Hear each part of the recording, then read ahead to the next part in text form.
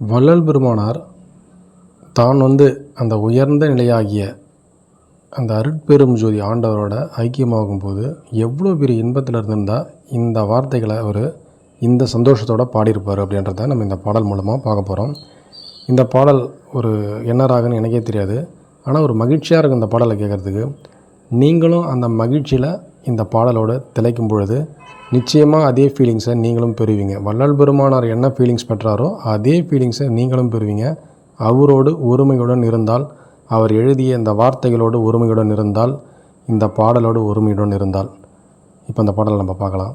அருட்ஜோதியானே நின்று அரையப்பா முரசு அருளாட்சி பெற்றேன் என்று அரையப்பா முரசு மறுச்சார்பு தீர்ந்தேன் என்று அரையப்பா முரசு மரணம் தவிர்ந்தேன் என்று அரையப்பா முரசு. அருட்பெரும் ஜோதி அருட்பெரும் ஜோதி தனிப்பெரும் கருணை அருட்பெரும் ஜோதி. வள்ளல் மலரடி வாழ்க.